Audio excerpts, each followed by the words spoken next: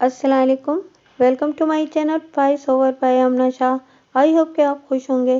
कहानी शुरू करने से पहले आपसे रिक्वेस्ट है कि अगर आपको मेरा कंटेंट पसंद आता है तो प्लीज़ मेरे चैनल को सब्सक्राइब करें।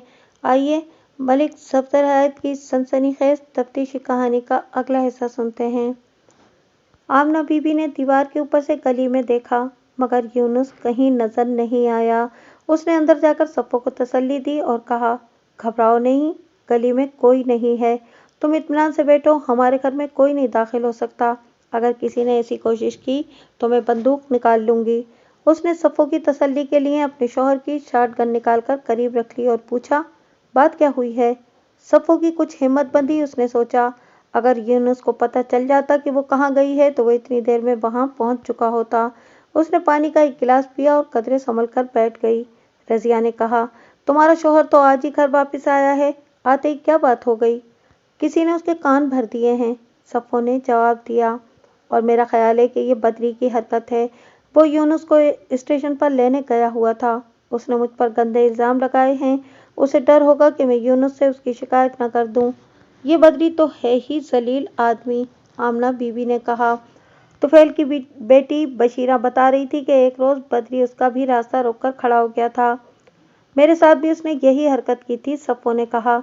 मैं खूह पर पानी भरने जा रही थी कि ये अचानक मेरे रास्ते में आ गया और मेरे साथ छेड़छाड़ करने लगा। मैंने कहा, तुझे शर्म नहीं आती पराई औरतों को छेड़ते हुए? रास्ता छोड़ दे मेरा, नहीं तो मैं खप पा के सारा पिंड को इकट्ठा कर लूंगी। ढीठ बन के बोला, नवाज अली मुझसे ज़्यादा अच्छा है क्या? सफ़ो के मुंह से ये बात निकल तो गई, लेकिन वो फौरन ही बेहद परेशान नजर आने लगी। नवाज अली गांव के प्राइमरी स्कूल में मास्टर था और सफ़ो के पड़ोस में रहता था। आमना बीवी ने मुझे बताया था कि नवाज अली का गुलाम हैदर के घर आना जाना था और वो इनके घर के छोटे मोटे काम भी कर दिया करता था, जिनमें ज़्यादातर लिखने पढ़ने के काम होते थे। रजिया ने बताया कि सफ़ो इस वक्त तो नवाज अली की बात गोल कर गई, मगर बाद में सारी बात बता दी। उसने बताया कि शुरू शुरू में उसके दिल में कोई ऐसा वैसा ख्याल नहीं था, लेकिन फिर उसे नवाज अली की बातें बहुत अच्छी लगती थीं। उसके कुर्ब में उसे सुकून मिलता था। रफ्ता रफ्ता ये ताल्लुक गहरा होता चला गया और इश्क की हुदूद को छूने लगा। सफ़ो को जी चाहता था कि नवाज हर वक्त उसके पास बैठा रहे। घर में ये बात मुमकिन नहीं थी। एक रोज़ नवाज ने कुएं पर बात करने का ख्याल जाहिर किया। शुरू में सफ़ो ने इनकार कर दिया। रात की तन्हाई में कुएं पर जाना उसके ख्याल में एक नामुमकिन बात थी, लेकिन लंबी लंबी तन्हा रातों में बिस्तर पर करवट बदलते हुए उसे ये बात मुमकिन मालूम होने लगी। उसका कमरा अलग थलग था, बच्चा कोई था नहीं। रात के वक्त उसकी गैर हाजिरी का किसी को घर में पता नहीं चल सकता था। फिर कुआं भी दूर नहीं था। पिछली तरफ एक छोटी सी गली थी जिसके बाद खेत शुरू हो जाते थे। सफ़ो ने रात को कई बार गली में झांका। गली हमेशा सुनसान ही नजर आई थी। बिलाखिर उसने नवाज से कुएं पर मिलने का वादा कर लिया।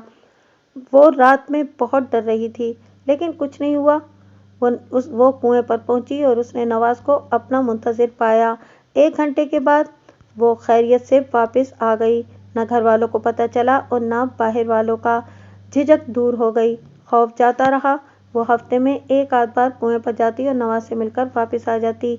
एक रोज़ फतेह मोहम्मद पटवारी ने उसे देख लिया। नवाज जल्दी से खेतों में घुस गया। फतेह मोहम्मद ने उसकी झलक जरूर देखी, लेकिन उसे पहचान न सका। उसने इस बारे में कोई तजस्सुस न किया और सफ़ो को समझा बुझाकर घर भेज दिया। सफ़ो अपने वादे पर कायम रही और दोबारा कुएं पर नहीं गई, लेकिन उसे ये बात मालूम नहीं थी कि बदरी ने फतेह मोहम्मद पटवारी की बातें सुन ली थीं। अगर उसे ये बात पहले मालूम हो जाती तो वो अपने बचाव की कोई तदबीर सोच लेती। लेकिन जब यूनुस ने इससे अचानक पूछा, सवाल किया, तो उस पर सख्ता तारी हो गया। उसने उसे ये बताने की कोशिश की कि बदरी ने उसकी इज्जत पर हाथ डाला था, इसके राज को राज रखने की कीमत तलब की थी, लेकिन उसने बदरी को झड़क दिया था, धुतकार दिया था और बदरी ने इस बात का बदला ले लिया था। सफ़ो ये सारी बातें अपने शौहर को बताना चाहती थी, मगर इसकी ज़बान ने साथ न दिया। वो गुंग हो गई थी। इसकी खामोशी से यूनुस को यकीन हो गया कि बदरी की एक एक बात सच थी।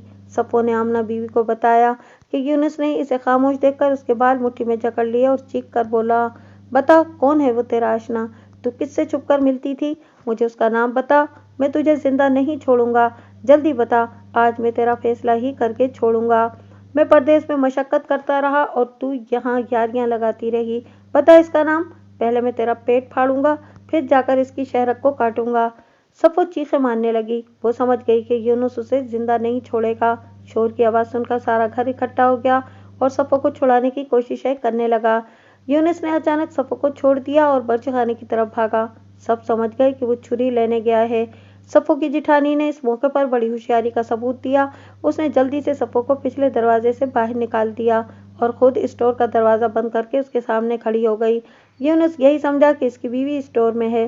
وہ چھری لہراتا ہوا واپس آیا اور اپنی بھابھی کو ایک طرف ہٹا کر اسٹور میں گھس گیا۔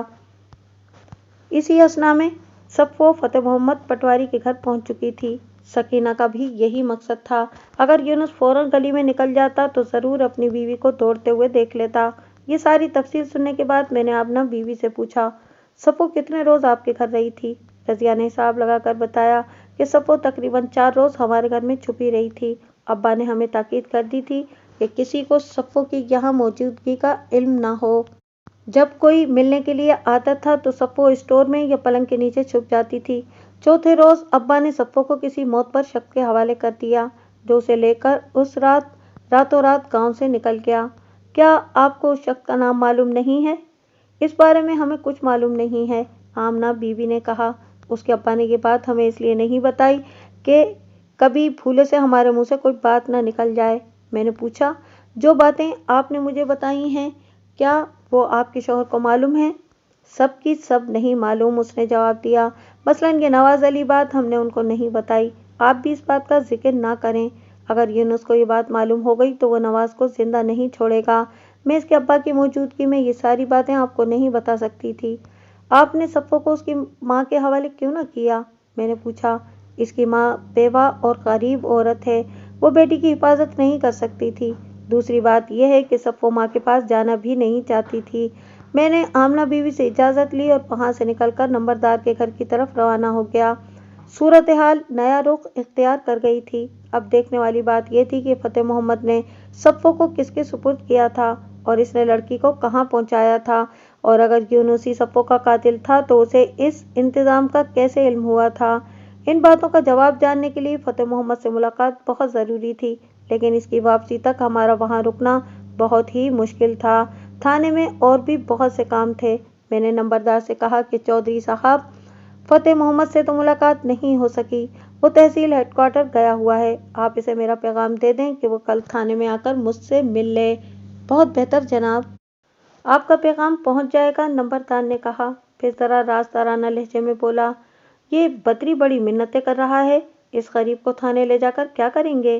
اسے میری ضمانت پر چھوڑ دیں، آپ جب حکم کریں گے یہ تھانے حاضر ہو جائے گا۔ میں نے بدری کو گھورتے ہوئے کہا، چودھری صاحب، اسے اتنا سیدھا نہ سمجھیں، آپ نے کل بھی تو اس کو ہمارا پیغام دیا تھا۔ اگر یہ تھانے حاضر ہو جاتا تو ہمیں ادھر آنے کی کیا ضرورت تھی؟ حضور، اب غلطی نہیں کروں گا۔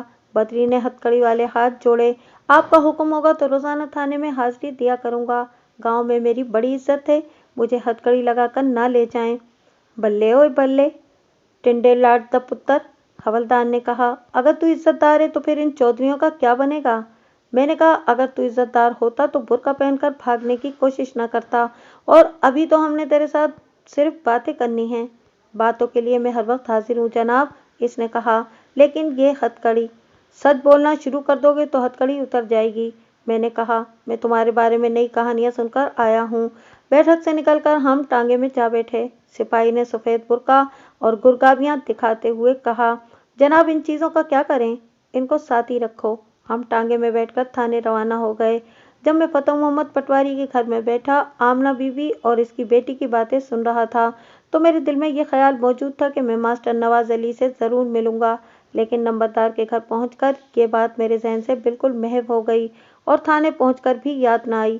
شام کے وقت میں نے یونس کو اپنے پاس بلا لیا اور دیکھا کہ وہ بہت اداس اور بجھا بجھا سا لگ رہا تھا۔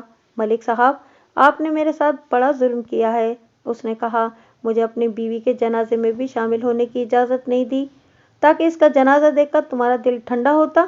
ملک صاحب، میں نے اس کو قتل نہیں کیا، میں آج تمہارے گاؤں تفتیش کرنے گیا تھا۔ مجھے یہ بات معلوم ہو چکی ہے، میں نے بدری کو بھی گرفتار کر لیا ہے۔ تمہارا صفو سے کس بات پر جھگڑا ہوا تھا؟ جناب میں اس بات کا جواب دے چکا ہوں۔ پھر جواب دو۔ میں اس کا سر پہ جا ٹھہرا۔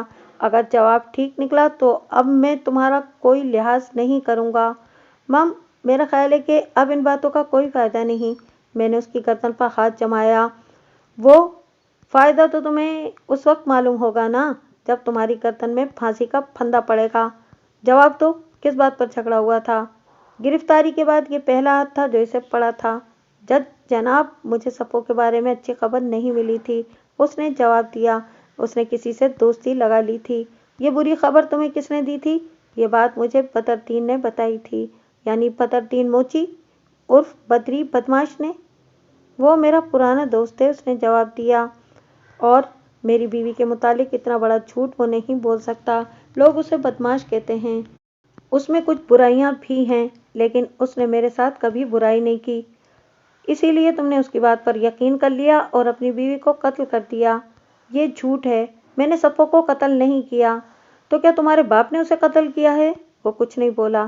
میں نے کہا اب میں تمہارے پرانے دوست کی باتیں سناتا ہوں، آؤ میرے ساتھ۔ میں اسے پوچھ گچھ کے کمرے میں لے گیا اور ایک کونے میں بٹھا کر سامنے فولڈنگ پارٹیشن رکھوا دی۔ پھر میں نے بدری کو کمرے میں بلایا اور دو خوفناک قسم کے حوالدار اس کے دائیں بائیں کھڑے کر دیے۔ اس نے ہونٹوں پر زبان پھیری اور کمرے کا سیٹ اپ دیکھ کر گھبرا گیا۔ ملک صاحب سو ربدی میرا کوئی قصور نہیں ہے، جو کچھ مجھے معلوم تھا میں نے آپ کو سچ سچ بتا دیا ہے اور جو پوچھیں گے وہ بھی بتا دوں گا۔ بچو تیری شرافت کو تو میں ابھی نچوڑتا ہوں۔ میں تجھ سے کچھ باتیں پوچھنا چاہتا ہوں، سچ بولنا اور جلدی بولنا۔ اگر جھوٹ بولا یا جواب دینے میں دیر کی تو پھر تیری فریاد سننے والا کوئی نہیں ہوگا۔ میں سچ بولوں گا جناب، اور اسی میں تیری بہتری بھی ہے۔ میں نے کہا گامی کمار نے مجھے بتایا تھا کہ صفو تجھ سے چھپ کر ملا کرتی تھی۔ یہ اس نے کہا ہے؟ میں اس کھوتے کے پتر کا سر کچی ہانڈی کی طرح توڑ دوں گا۔ ابھی اس کی بات پوری بھی نہیں ہوئی تھی کہ داہنی طرف والے حوالدار نے اسے ایک کرارا تھپڑ رسید کیا۔ سچ بولو اور فالتو بات مت کرو، حوالدار نے کہا۔ میں نے پوچھا کیا یہ بات تم نے گامی کو بتائی تھی؟ اس نے قدرے تامل کیا لیکن حوالدار کا ہاتھ بلند ہوتے دیکھ کر جلدی سے بولا جی یہ بات میں نے ہی کہی تھی، لیکن تم نے یونس سے یہ کہا تھا کہ صفو کا کسی سے یارانہ تھا، کہا تھا نا؟ جج جی کہا تھا۔ اس آدمی کا نام کیا ہے؟ میں آپ کو بتا چکا ہوں کہ میں اس آدمی کو نہیں جانتا۔ بعد میں پتہ چلا کہ اس کی نواز علی سے دوستی تھی، اس لیے وہ اس کا نام نہیں لینا چاہتا تھا۔ میں نے حوالدار کو اشارہ کیا، اس کے ساتھ ہی کمرے میں تھپڑ اور ہائے کی آواز گونجی۔ مجھے اچھی طرح یاد ہے کہ تم نے اس آدمی کو دیکھا تک نہیں تھا جس کا تمہارے خیال میں صفو سے یارانہ تھا۔ تم نے محض اندازہ لگایا تھا، یہ سچ ہے نا؟ آہو جی یہ سچ ہے۔ تم نے اندازے کی بات تو اپنے یار کو بتا دی لیکن اصل بات نہیں بتائی، ایسا کیوں کیا تم نے؟ کون سی اصل بات جی؟ اپنے یارانے کی بات۔ وہ تو میں نے جھوٹ بولا تھا، میرا صفو سے کسی بھی قسم کا کوئی تعلق نہیں تھا۔ میں نے آگے بڑھ کر اسے ٹھوکر رسید کی، پھر کہا تم نے یونس سے یہ کہتے ہوئے اس کی بیوی پر یہ تہمت لگائی تھی کہ اس کے دکھ تمہارے دکھ اور اس کی خوشی تمہاری خوشی ہے، لیکن ایک کمار بچے کے سامنے اس کی بیوی کی عزت اچھالی اور یہ کہا کہ اس کا تمہارے ساتھ یارانہ ہے۔ مجھ سے غلطی ہو گئی جناب، مجھے معاف کر دیں۔ پارٹیشن کے پیچھے بیٹھا ہوا یونس سخت پیچتاب کھا رہا تھا، اگر اس کا بس چلتا تو وہ بدری کے ٹکڑے کر دیتا۔ میں نے بدری کو ایک اور ٹھوکر لگائی اور پوچھا اوئے پدی بدماش، جب تو نے کھیتوں میں صفو کا راستہ روکا تھا اور اس کے ساتھ چھیڑ چھاڑ کرنے کی کوشش کی تھی، اس وقت کیا ہوا تھا؟ جناب میں نے تو صفو کا راستہ نہیں روکا تھا۔ میں نے حوالداروں کو اشارہ کیا، ایک نے دائیں طرف سے اور دوسرے نے بائیں طرف سے تھپڑ مارا۔ بدری زور سے چلایا ہائے میں مر گیا۔ یہ خیال دل سے نکال دے کہ صفو مر چکی ہے اور ہم تیرے بیان کو چیک نہیں کر سکتے۔ میں نے کہا صفو نے اپنی ایک معتبر سہیلی کو یہ ساری باتیں بتا دی تھیں، میں اس سے مل کر آیا ہوں۔ اگر تو سچ نہیں بولے گا تو تھپڑوں سے ہی مرے گا، جھوٹ بولتا جا اور تھپڑ کھاتا جا۔ جناب میری توبہ، میں جو اب جھوٹ نہیں بولوں گا۔ تو پھر میرے سوال کا صحیح جواب دے، جب تو نے کھیتوں میں صفو کا راستہ روکا تھا تو کیا ہوا تھا؟ صفو نے مجھے جھڑک دیا تھا، گالیاں نکالی تھیں اور برا بھلا کہا تھا۔ تم نے جواب میں کیا کہا تھا؟ اسے کس بات سے ڈرایا تھا؟ اس نے دائیں بائیں کھڑے حوالداروں کی طرف دیکھا اور پھر بولا میں نے صرف اتنا کہا تھا کہ اگر وہ نواز علی سے مل سکتی ہے تو مجھ سے کیوں نہیں مل سکتی ہے؟ मेरे दिल में सवाल पैदा हुआ कि उसने नवाज अली का नाम कैसे लिया था, क्योंकि उसे ये बात मालूम नहीं थी कि सफ़ो से किससे मिलती रही थी। मैंने कहा, अभी तो तुम कह रहे थे कि तुम्हें इस आदमी का इल्म नहीं था जिससे सफ़ो मिलती थी, अब तुम किसी नवाज अली का नाम ले रहे हो। पूरी बात बताओ। जनाब, फ़तेह मोहम्मद पटवारी वाले वाक़ये के बाद मैंने सफ़ो के घर के चक्कर लगाना शुरू कर दिए। मैंने देखा कि मास्टर नवाज अली का सफ़ो के घर बहुत आना जाना था, इसलिए मैंने अंदाज़ा लगाया कि सफ़ो का इसी से याराना होगा। यूनुस, जो पार्टीशन के पीछे बैठा ये सारी बातें सुन रहा था, अचानक बेकाबू हो गया। उसने इस सिपाही को जो उसकी निगरानी पर खड़ा था एक तरफ धक्का दिया और गालियां निकालता हुआ बद्री पर चढ़ दौड़ा। वो चीखता जाता था और लातों और घूंसों से बद्री को मारता जाता था। वो कह रहा था, बद्री, हरामजादे, कमीने कुत्ते, तूने मेरे घर बर्बाद कर दिया है। मैं तुम्हें जिंदा नहीं छोड़ूंगा। मेरी बीवी तुम्हारी वजह से मरी है, तुम उसकी मौत के जिम्मेदार हो। मैं तुम्हारा खून पी जाऊंगा। बद्री इस अचानक उफ्ताद से बिल्कुल बौखला गया। वो पीछे हटते हटते दीवार से जा लगा। हवलदार ने यूनुस को खींचकर अलग कर दिया। अब क्या कहते हो मोहम्मद यूनुस? मैंने कहा, यही है वो तुम्हारा लंगोटिया यार जिसके बारे में तुम कहते थे कि इसने तुम्हारे साथ कभी बुराई नहीं की। मुझे अंदाजा नहीं था कि ये अंदर से इतना कमीना शख्स है। यूनुस ने अपने जोश को दबाते हुए कहा, ओए, बदमाश बदमाश ही होता है। जो शख्स तुम्हारे पड़ोसी की इज्जत उछाल सकता है वो तुम्हारी भी उछाल सकता है। अगर इसे अच्छाई का मतलब मालूम होता तो ये सबके लिए अच्छा होता। बात सिर्फ इतनी है कि तुम्हारे साथ इसका रवैया अच्छा था, इसलिए तुम्हें इसकी बुराई नजर नहीं आती थी। अब ये जानकर कि इसने तुम्हारी इज्जत पर भी हाथ डाला था, तुम्हें इसकी सारी बुराइयां नजर आने लगी हैं। थानेदार साहब, मैं इससे अपनी जिल्लत का बदला जरूर लूंगा। उसने बद्री की तरफ देखकर मुंह पर हाथ फेरा। मोची की औलाद, अगर मैंने तेरी खाल के जूते ना बनाए तो मेरा नाम बिगाड़ देना। तू बड़ा बदमाश बना फिरता है ना, मैं तेरी सारी की सारी बदमाशी निकाल दूंगा। मैंने बद्री को हवालात में भेज दिया और यूनुस से कहा, बरखुरदार, अब हमें तुमसे ये पूछने की जरूरत नहीं कि तुमने अपनी बीवी को क्यों और किस तरह कत्ल किया। इन दोनों सवालों का जवाब हमें मिल चुका है, इसलिए बेहतर यह है कि तुम इस बात का इकरार कर लो। थानेदार साहब, मैं आपको यकीन दिलाता हूं कि मैंने सफ़ो को कत्ल नहीं किया। उसने कहा, मैं बिल्कुल बेगुनाह हूँ। मलिक साहब, ये इस तरह नहीं मानेगा। हवलदार ने कहा, इस पर थोड़ी सी मेहनत करनी पड़ेगी। अभी एक बात वाज़ेह नहीं थी। मैं ये जानना चाहता था कि फ़तेह मोहम्मद पटवारी ने सफ़ो को किस शख्स के सुपुर्द किया था और उसने सफ़ो को कहाँ पहुँचाया था और यूनुस उस तक कैसे पहुँचा था।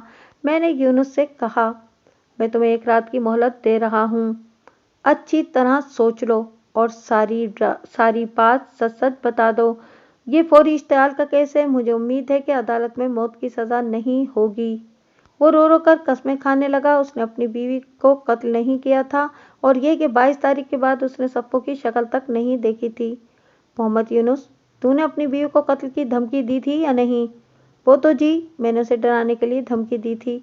अगर तूने सिर्फ डराने के लिए धमकी दी होती तो आज सफ़ो जिंदा होती। मैंने कहा, जब उसने तेरे पूछने पर अपने आशना का नाम नहीं बताया तो क्या तू छुरी लेने के लिए बावर्ची खाने में नहीं गया था?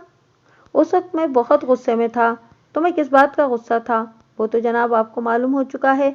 मैं तुम्हारे मुंह से सुनना चाहता हूँ। बद्री की बातों ने मेरा दिमाग खराब कर दिया था।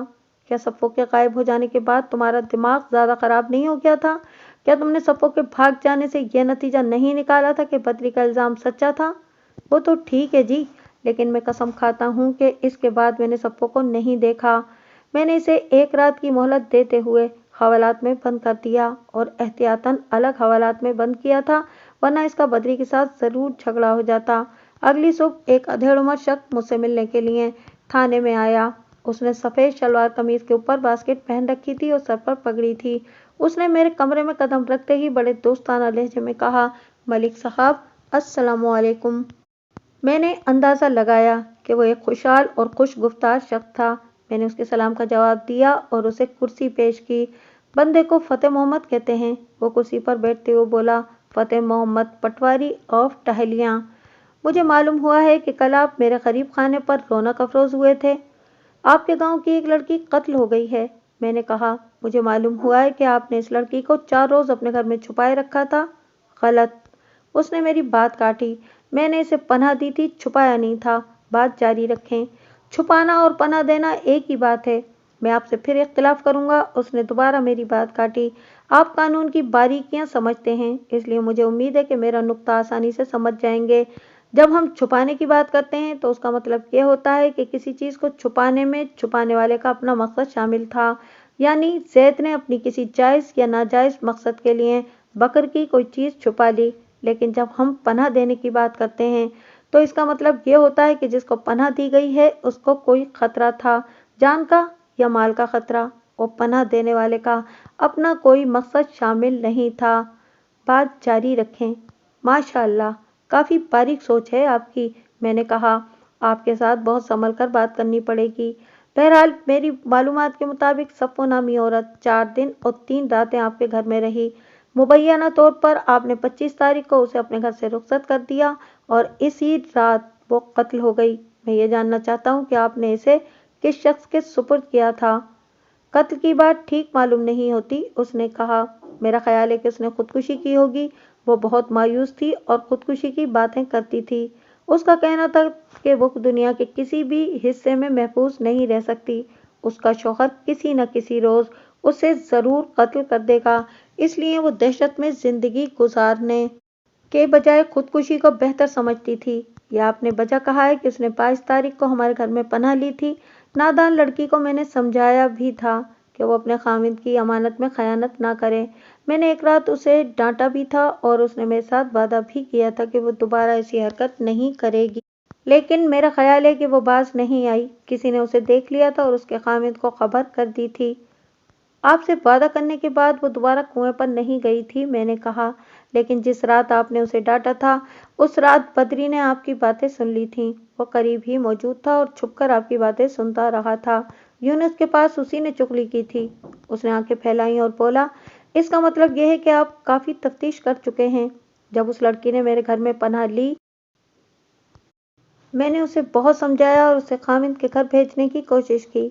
मैं चाहता था कि 4 आदमियों को बीच में डालकर मियाँ बीवी में सुलह करा दी जाए, लेकिन सफ़ो मुतमईन नहीं थी। वो बार बार यही कहती थी कि यूनुस उसे जिंदा नहीं छोड़ेगा और उसका खदशा ठीक ही मालूम होता था। मेरे पड़ोस में एक शख्स मुंशी रजब अली नाम का रहता है। वो आड़त का कारोबार करता है और भरोसे का आदमी है। मेरे साथ इसकी अच्छी बातचीत है। मैंने उसे एतमाद में लेकर सफ़ो का मसला उसके सामने रख दिया।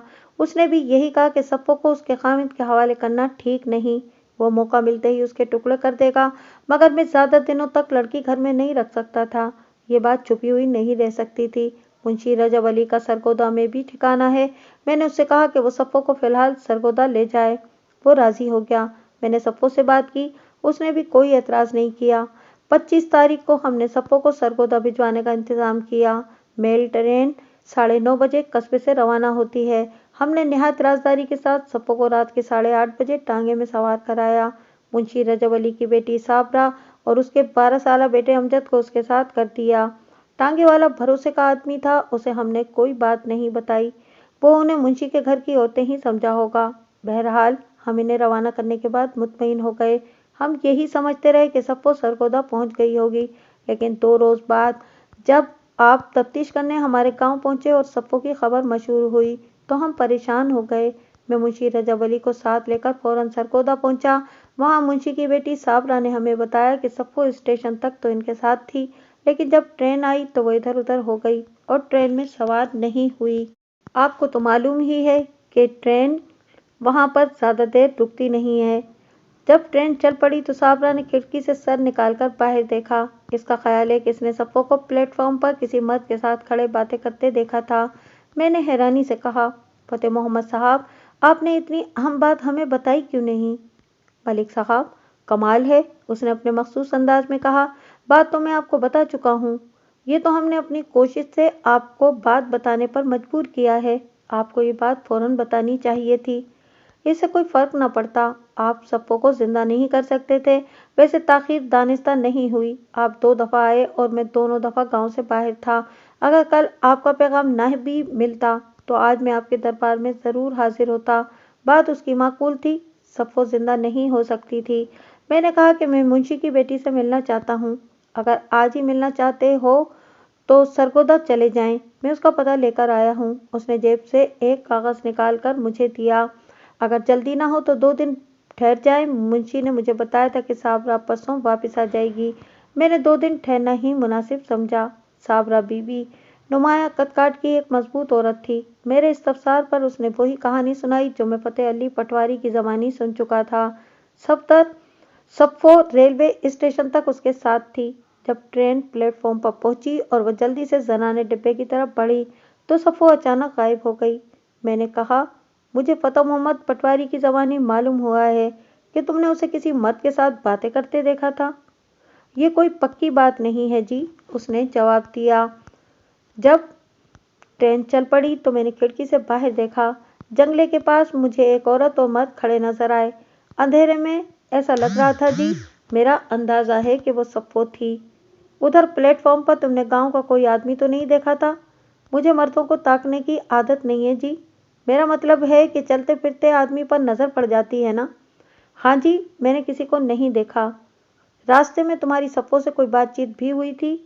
नहीं, अब्बे ने मना कर दिया था। उसने कहा था कि टांगे वाले के सामने कोई बात ना करना, कहीं वो पहचान न ले। तो फिर रास्ते में कोई गड़बड़ तो नहीं हुई? मैंने पूछा। तुम्हारा टांगे के आगे पीछे कोई दूसरा टांगा या साइकिल वगैरह तो नहीं थी?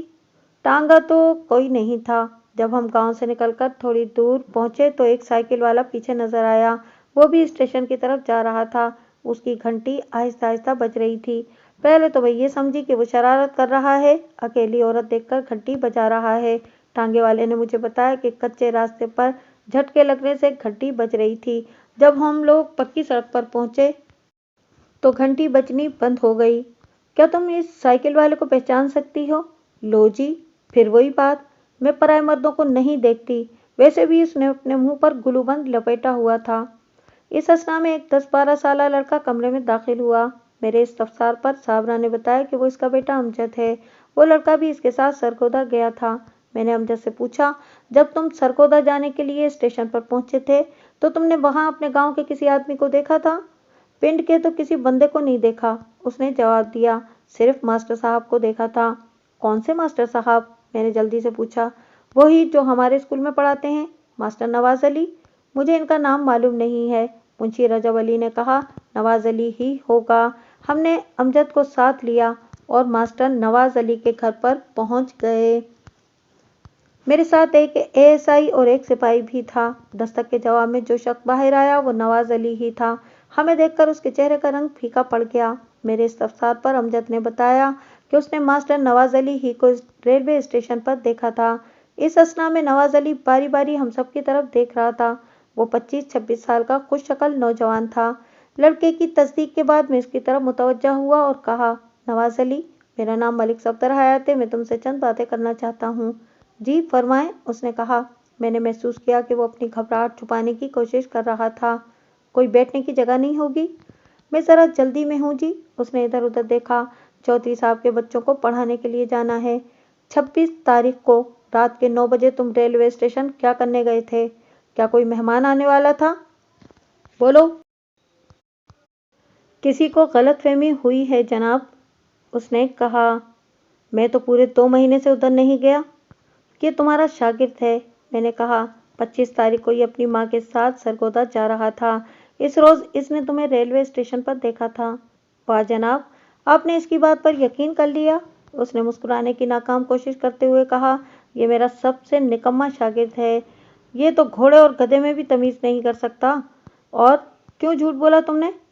मास्टर साहब, मैंने आपको सलाम भी किया था, अमजद ने कहा। आप इस वक्त जंगले की पिछली तरफ खड़े थे। आपके पास साइकिल भी थी। ओए, मैंने तेरे सलाम का जवाब दिया था। जनाब, सलाम का जवाब तो नहीं दिया था आपने। तो फिर तुम कैसे कह सकते हो कि वो मैं ही था? मास्टर नवाज अली ने बात तो बड़ी होशियारी की थी, मगर वो ये बात कहकर फंस गया था। उसके सवाल से ये बात जाहिर हो रही थी कि उसने दानिस्ता अमजद के सलाम का जवाब नहीं दिया था ताकि बाद में इस बात को अपनी अदम मौजूदगी का जवाब बना सके। मैंने सोचा, इसे ये बात कैसे मालूम हुई कि लड़के को सलाम का जवाब नहीं दिया गया था? अगर लड़के ने किसी को गलती से भी सलाम कर लिया था तो इस शख्स को अखलाकन जवाब ज़रूर देना चाहिए था, बल्कि वजाहत भी कर देनी चाहिए थी कि वो इसका उस्ताद नहीं था। नवाज अली जो कि खुद को अजनबी जाहिर करना चाहता था, इसलिए उसने दानिस्ता सलाम का जवाब नहीं दिया था। वाज़े तौर पर साबरा ने जिस शख्स को साइकिल पर टांगे के पीछे आते देखा था वो नवाज अली ही था, क्योंकि अमजद ने भी साइकिल का जिक्र किया था। मुझे साबरा की ये बात याद आई कि टांगे के पीछे आने वाले साइकिल की घंटी झटके लगने से मुसलसल बज रही थी। मलिक साहब, इस वक्त तो मैं ज़रा जल्दी में हूँ, उसने कहा, वरना आपकी खिदमत ज़रूर करता। मैंने कदरे तहकमाना लहजे में कहा, नवाज अली, अपनी साइकिल बाहर ले आओ। जी, साइकिल? हाँ, मैंने कहा साइकिल। वो अंदर गया और साइकिल बाहर ले आया। मैंने वो साइकिल सिपाही के हवाले की और कहा कि वो इसे तेज चलाते हुए गली के कोने तक ले जाए और फिर वापस ले आए। सिपाही ने हुक्म की तामील की। साइकिल के हैंडल पर गोल सी घंटी लगी हुई थी। उसे बजाने के लिए उसके लीवर को अंगूठे से दबाया जाता था। घंटी का स्प्रिंग कमजोर था और वो झटका लगने से खुद ब खुद बजने लगती थी। मुझे यकीन हो गया कि टांगे का पीछा करने वाला नवाज अली ही था। घर के अफराद जो औरतों और बच्चों पर मुश्तमिल थे, दरवाजे में परेशान खड़े थे। मैंने नवाज से कहा कि मैं इसका मफलर भी देखना चाहता हूँ। वो टाल मटोल करने लगा। मैंने कहा, मुझे घर की तलाशी लेने पर मजबूर न करो। वो मफलर लेने के लिए अंदर जाने लगा तो मुझे ख्याल आया कि कहीं वो भाग ही न जाए, लिहाजा मैंने इसे रोक दिया और कहा, तुम अंदर नहीं जा सकते, किसी से कहकर मफलर यहीं पर मंगवा लो। उसने दरवाजे में खड़ी हुई एक औरत से कहकर मफलर बाहर मंगवा लिया। इसकी परेशानी बढ़ती जा रही थी। मैंने इसे साथ लिया और मुंशी रजब अली के घर पहुंच गया। साबरा बीवी ने मफलर देखकर कहा कि वो वैसा ही मफलर था जैसा इनके पीछे आने वाले साइकिल सवार ने मुंह पर लपेट रखा था। फिर मैंने इसके सामने गली में साइकिल चलवाई। उसने साइकिल की घंटी भी पहचान ली। मास्टर नवाज अली ने कहा, थानेदार साहब, मैं आपकी सारी कार्रवाई का मतलब नहीं समझा। मतलब हम तुम्हें थाने में चलकर समझाएंगे। मैंने कहा, तुम इस वक्त ज़ेरे हिरासत हो। ज़ेरे हिरासत? मैंने क्या जुर्म किया है? अपना जुर्म तुम खुद बताओगे। इसने पहले अपने ताल्लुकात का हवाला दिया, फिर रिश्वत पेश की, फिर मिन्नत समाजत करने लगा। इस ज़माने में जब मैं किसी मुजरिम को देखता था तो फौरन पहचान लेता था। मैं ये तो समझ चुका था कि नवाज अली ने जुर्म ज़रूर किया है, लेकिन जुर्म के बारे में ज़हन वाज़ेह नहीं था। शायद मेरा दिल ये तस्लीम करने पर तैयार नहीं था कि उसने अपनी महबूबा को कत्ल कर दिया था। थाने पहुंचकर मैंने इससे कहा, नवाज अली, मुझे सारी हकीकत मालूम हो चुकी है। मैं चाहता हूं कि तुम किसी तकलीफ में पड़े बगैर इकरार जुर्म कर लो। थानेदार साहब, मैं एक शरीफ स्कूल मास्टर हूँ, उसने गुलूगीर आवाज़ में कहा। सारा गांव मेरी शराफत की गवाही दे सकता है। इन बातों से कोई फर्क नहीं पड़ता। मैंने कहा, मैं तुम्हें एक रात सोचने के लिए देता हूँ, और हाँ, मैं एक खोजी का इंतज़ाम भी कर रहा हूँ जो रेलवे स्टेशन से लेकर दरिया के बालाई हिस्से की तरफ जाएगा। मुझे यकीन है कि इससे तुम्हारा और सफ़ों का खुरा तलाश करने में कोई दिक्कत पेश नहीं आएगी, बल्कि साइकिल का खुरा भी मिल जाएगा। ये बात कहते वक्त मैं उसके चेहरे का बगौर जायजा ले रहा था। मैंने देखा, ये बात सुनकर उसकी आंखों में खौफ सा उतर आया था। वैसे हकीकत ये थी कि मेरा खोजी की खिदमत हासिल करने का कोई इरादा नहीं था। अगली सुबह जब मैंने इसे पूछगछ के लिए बुलाया तो इसकी हालत ठीक नहीं थी। रात को ड्यूटी देने वालों ने बताया कि उसने गुज़िश्ता रोज़ से कुछ खाया पिया भी नहीं था। मैंने उसकी नब्ज़ देखी, उसे हल्का सा बुखार भी था। हवालात की एक ही रात ने उसका नक्शा ही बदल दिया था। इसमें कोई शक नहीं था कि वो आदमी वाकई शरीफ और कमज़ोर था। मैंने उसे तसल्ली दी, अपने सामने खाना खिलाया और एक सिपाही के हमरा डॉक्टर के पास भेज दिया। जब वो दवाई लेकर वापस आया तो उसका खौफ कुछ कम हो चुका था। इस असना में उसके कुछ दोस्त और रिश्तेदार भी थाने पहुंच गए, लेकिन मैंने इन्हें मुलाकात की इजाज़त नहीं दी। ज़ेरे तफ्तीश मुलजिमों को मुलाकातियों से इसलिए दूर रखना पड़ता है कि इन्हें बाहर की खबरें ना मालूम हो जाएं। इससे तफ्तीश का काम मुतासिर होता है। मैंने मास्टर नवाज अली को अपने सामने बिठा लिया और दोस्ताना लहजे में कहा, नवाज अली, जो कुछ हो चुका है उसे हम बदल नहीं सकते, लेकिन इसके असरात को कम कर सकते हैं, बशर्ते कि तुम ताउन करो। वो कुछ नहीं बोला। उसका चेहरा बता रहा था कि मेरी बात इसकी समझ में नहीं आई थी। मैंने पूछा, क्या तुम सफ़ों से मोहब्बत करते थे? वो मुझसे मोहब्बत करती थी, उसने जवाब दिया। उसे मेरी ज़रूरत थी, मुझे उसकी ज़रूरत नहीं थी। वो चाहती थी कि मैं हर वक्त उसके पास बैठा रहूं। तुम्हें इसकी ज़रूरत क्यों नहीं थी? इसलिए कि अव्वल तो वो शादीशुदा थी, और दूसरी बात यह है कि मेरी मंगनी हो चुकी है, और अक्टूबर में मेरी शादी होने वाली है। अचानक उसने रोना शुरू कर दिया। मैंने पूछा, रोते क्यों हो? वो रोते हुए बोला, अब मेरी शादी नहीं हो सकेगी, और कुलसुम मेरे बगैर जिंदा नहीं रह सकेगी। कुलसुम कौन है? मेरी मंगेतर है, मेरे साथ बहुत मोहब्बत करती है। तुम भी उससे मोहब्बत करते हो? उसने इस बात में सर हिलाया। करता हूँ। कसम, बहुत अच्छी लड़की है। वो मेरे बगैर जिंदा नहीं रह सकेगी। मैंने उसकी बात पूरी करते हुए कहा। लेकिन घबराओ नहीं, हम उसके जिंदा रहने का सामान कर लेंगे। क्या तुमने ये बात सफ़ो को बताई थी? उसने नफ़ी में सर हिलाया, बोला नहीं, मैं इसका दिल नहीं तोड़ना चाहता था। अब हम दोबारा सफ़ो की बात करते हैं, मैंने कहा। सफ़ो ने अपनी एक मोतबर सहेली को तुम्हारे साथ अपने माशरे का सारा हाल बता दिया था। ये बताओ कि कुएं पर मुलाकात की तजवीज़ किसने पेश की थी? ये भी सफ़ो की ही ख्वाहिश थी। वो मुझसे तन्हाई में मिलना चाहती थी। ख्वाहिशों की बात छोड़ो, ये बताओ कि कुएं पर मुलाकात की तजवीज़ किसने पेश की थी? तजवीज़ तो मेरी ही थी, लेकिन इसके बावजूद तुम ये समझते हो कि तुम्हें सफ़ो की ज़रूरत नहीं थी? सर, थोड़ा बहुत लगाव तो हो ही जाता है, उसने जवाब दिया। शौहर की तवील गैर हाजिरी के बायस सफ़ो बहुत ज़्यादा तन्हाई महसूस करने लगी थी। इसी वजह से उसने मुझ में दिलचस्पी लेना शुरू कर दी। मैंने पूछा, तुम्हें ये कैसे पता चला कि सफ़ो रेलवे स्टेशन जा रही है? रवानगी से थोड़ी देर पहले मुझे सफ़ो का एक रुका मिला था। उसने लिखा था कि वो टांगे पर स्टेशन जा रही है और ये कि मैं इसे स्टेशन पर मिलूं। रुका मेरा एक शागिर्द लाया था। मैं साइकिल पर टांगे के पीछे रवाना हो गया। स्टेशन पर तुम्हारी इससे क्या बातचीत हुई थी? उसने कहा था कि इसका शौहर बहुत गुस्से में है और वो हम दोनों को कत्ल करने का फैसला कर चुका है, लिहाजा मुझे गांव छोड़कर कहीं चले जाना चाहिए। इसे अपने बचने की कोई उम्मीद नहीं थी। उसे यकीन थी कि वो कभी न कभी ज़रूर यूनुस के हत्थे चढ़ जाएगी। ये सुनकर मेरे जहन में कत्ल का मुहर्रिक वाज़ेह हो गया। जब तक सफ़ो जिंदा थी, नवाज अली की अपनी जान खतरे में थी। वही उसका नाम अपने शौहर को बता सकती थी। मैंने पूछा, दरिया पर क्या हुआ था? नवाज अली ने अचानक मेरे पैर पकड़ लिए और रोते हुए बोला, थानेदार साहब, मैं बिल्कुल बेगुनाह हूँ। सफ़ो जिंदा नहीं रहना चाहती थी। मैंने उसे बचाने की बहुत कोशिश की थी, मगर उसने दरिया में छलांग लगा दी। मैं इसके लिए कुछ न कर सका। मैंने उसे गिरेबान से पकड़कर सीधा किया और उसके मुंह पर 2 थप्पड़ मारे।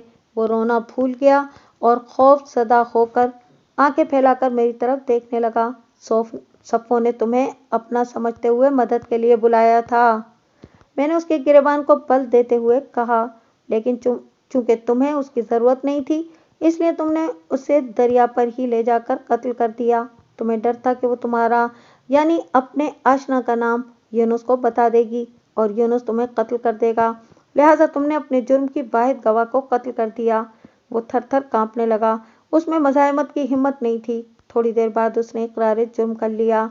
मैंने यूनुस और बदरी को भी कमरे में बुला लिया और यूनुस से कहा, यह है तुम्हारी बीवी का कातिल, लेकिन सच पूछो तो असल कातिल तुम हो। अगर तुम इन दोनों को कत्ल की धमकी न देते तो ये वारदात रूनुमा न होती। इसने तुम्हारा काम आसान कर दिया है। बदरी ने कहा, जनाब, अब मेरे लिए क्या हुक्म है? तुम दोनों छुट्टी करो। जनाब, मुझे तो आपने मार मार के उल्लू बना दिया है। बदरी ने कहा, मैंने तो आपसे पहले ही कहा था कि मैं बेकसूर हूँ। हवलदार ने कहा, ओए चमार की औलाद, दोस्त की इज्जत पर हाथ डालने वाला बेकसूर नहीं होता। इन दोनों को ज़ाब्ते की कार्रवाई के बाद रुखसत कर दिया गया। नवाज अली को मैंने कत्ले अमद के इल्ज़ाम में बंद करके पर्चा काट दिया। तफसीली पूछगछ के दौरान उसने बताया कि वो सफ़ो की मौत को खुदकुशी का रंग देना चाहता था। दरिया के किनारे उसने मौका पाते ही दुपट्टे से सफ़ो का गला घोंटना शुरू कर दिया। उसका इरादा यह था कि गला घोंटने के बाद वो दुपट्टे की गिरा खोल देगा और सफ़ो के बेजान जिस्म को दरिया में फेंक देगा।